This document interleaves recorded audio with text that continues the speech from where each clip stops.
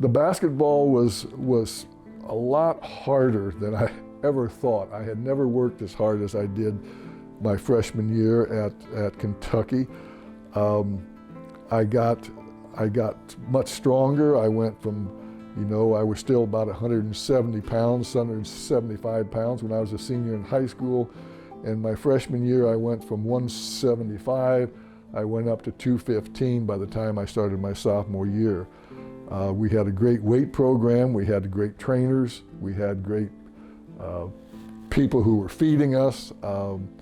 I had a great diet, and my whole life changed because I became more physical in how I played. My sophomore year, I felt like I was going to be a starter on the varsity. We had lost Cotton Nash, Deacon. We had lost a lot of seniors off that team, and because we had such good players as freshmen, we all thought we were going to be starting. Of course, that's not what happened. Pat and Louis ended up starting on the team, and the rest of us were not playing nearly as much as we wanted to. Adolf was very tough to play for. He was very, very demanding. We would run plays over and over and over again until we got them exactly as he wanted. We would run our offense until we hit so many shots in a row, and I'm talking all kinds of shots. He was a hollerer. He put all kinds of pressure on you. We ran a great deal. We were in great shape, believe me. Harry Lancaster was his assistant, and he, as far as I'm concerned, he was the meanest man I've ever met in my life. He was an ex-Marine, and he coached like an ex-Marine. And in many ways, he was the hammer, and Adolf ended up being more of a connected to his players than Harry was, because again, Harry was the enforcer. But they ran a very, very tight ship. You're encouraged to talk to each other, and Harry wanted to run, and Coach Rupp too wanted to run silent practices. You didn't say anything, which is an old school way of coaching. You played your own role. You didn't worry about any of your teammates. You didn't even talk to them when you were playing. That was a big adjustment, because even though I was a stutterer, I talked a lot on the basketball floor because I was just the way I played. But anyway, so that was an adjustment for me, that I was supposed to shut up and play my role and not talk unless I was spoken to, I suppose. That was in practice. Now in games, of course, there was less control over us out on the floor. But I thought about transferring after my sophomore year, because I didn't get to play nearly as much as I thought I should be able to play. As I look back on it, I was playing just about the right amount for my ability. But it was a time when it was very difficult to transfer. I called Branch McCracken in Indiana and told him I wanted to transfer, and he said he had no spot for me, and it would be a mistake. I called Tony Hinkle at Butler, and Tony told me in no uncertain terms it was the worst decision I could make.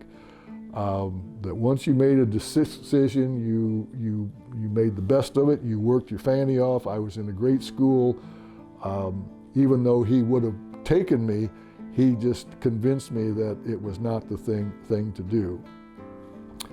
Then I found out that I was the winner of the 110% award that was given by the biggest booster club that we had. It was the 101 Club.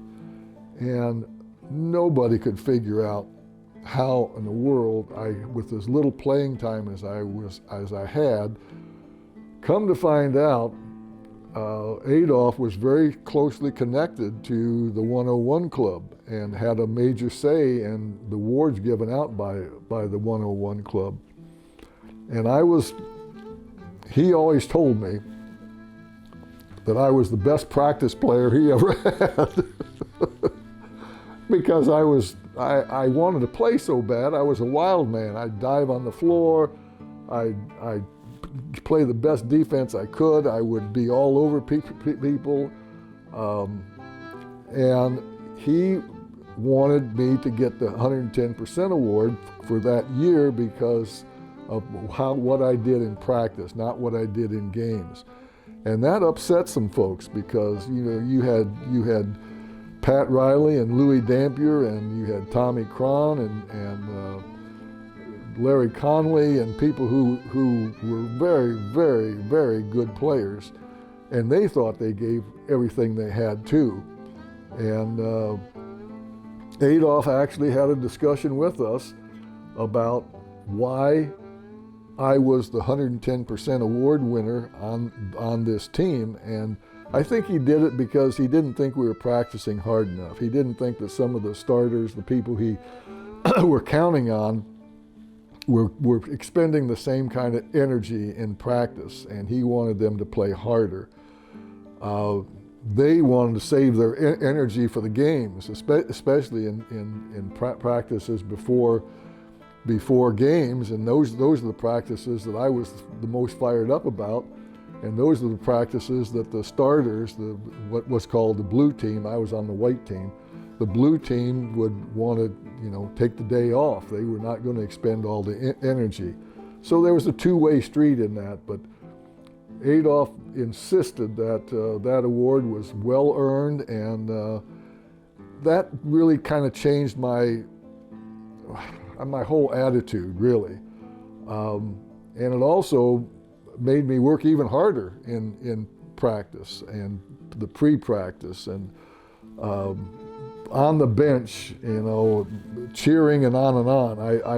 I guess I became much more of a team player and much more understanding of what Coach Rupp and Coach Lancaster were trying to do.